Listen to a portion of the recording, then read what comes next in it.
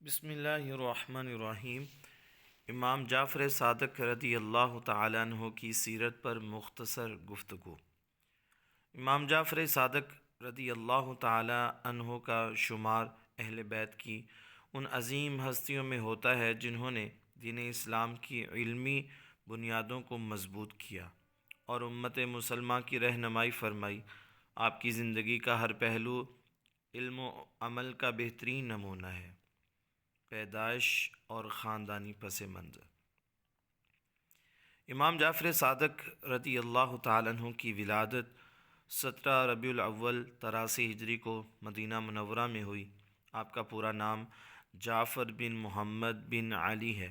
آپ کے والد امام محمد باقر رضی اللہ تعالیٰ عنہ اور دادا امام زین العابدین رضی اللہ تعالیٰ عنہ تھے، اور آپ کا شجرہ نسب نبی کریم صلی اللہ علیہ وآلہ وسلم سے جا ملتا ہے۔ آپ کی والدہ ام فروہ ایک نیک اور دیندار خاتون تھیں جو خود بھی علمی اور روحانی اعتبار سے بلند مقام رکھتی تھیں۔ تعلیم و تربیت۔ امام جعفر صادق رضی اللہ تعالیٰ عنہ نے بچپن ہی سے علمی ماحول میں پرورش پائی۔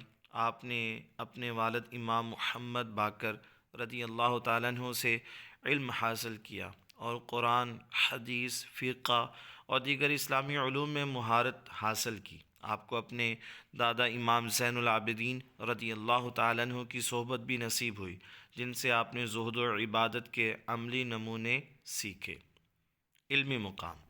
امام جعفر صادق رضی اللہ تعالیٰ عنہ کو امام العلوم کہا جاتا ہے کیونکہ آپ نے اسلامی علوم کے فروغ میں نمایاں کردار ادا کیا۔ آپ کے شاگردوں میں امام ابو حنیفہ اور امام مالک جیسے بڑے فقہا شامل ہیں، جو آپ کے علم کی عظمت کو ظاہر کرتا ہے۔ آپ کی دینی معلومات کے ساتھ ساتھ سائنس، فلسفہ اور طب جیسے موضوعات پر بھی روشنی ڈالی۔ اخلاق و کردار۔ امام جعفر صادق رضی اللہ تعالیٰ عنہ کا اخلاق، حلم اور تواضع بے مثال تھا۔ آپ کے پاس لوگ اپنے مسائل لے کر آتے اور آپ ان کے ساتھ شفقت اور محبت سے پیش آتے۔ آپ کی مجلس میں کوئی بھی شخص خود کو کمتر محسوس نہیں کرتا تھا۔ معاشرتی خدمات۔ امام جعفر صادق رضی اللہ تعالیٰ عنہ نے نہ صرف علمی بلکہ عملی زندگی میں بھی امت کی رہنمائی فرمائی۔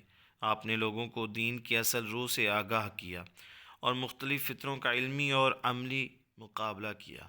آپ کی تعلیمات نے امت کو اتحاد و اتفاق کا درس دیا اور فرقہ واریت کی روک تھام کی۔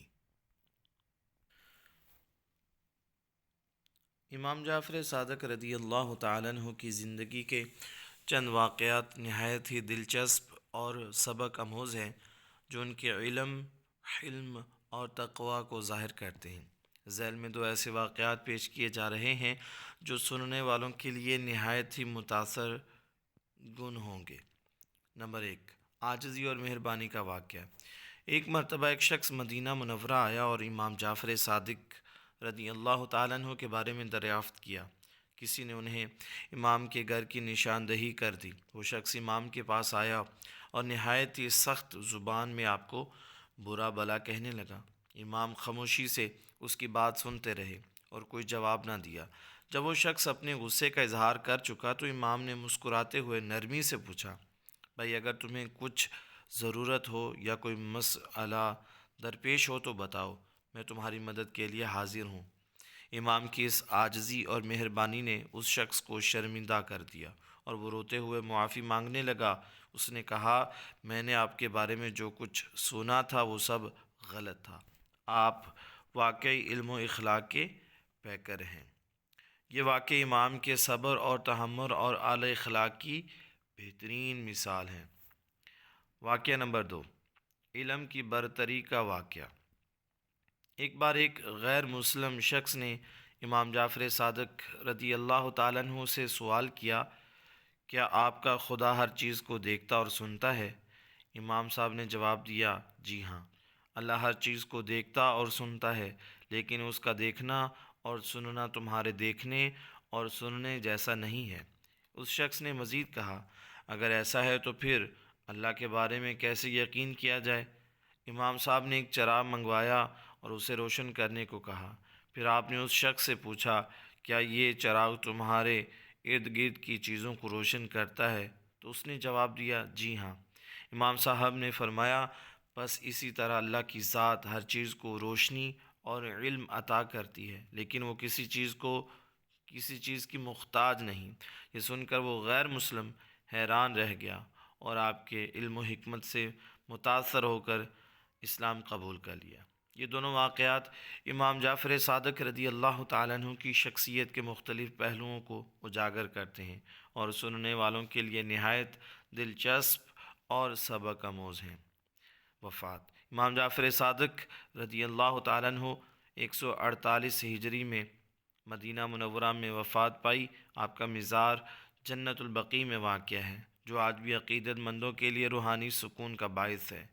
تعلیمات کا خلاصہ: امام جعفر صادق رضی اللہ تعالیٰ عنہ کی تعلیمات اللہ سے محبت، تقوی، علم کی جستجو اور امت کے اتحاد پر زور دیا گیا ہے۔ آپ فرماتے ہیں، علم دین کا زیور ہے اور تقوی اس کا حسن۔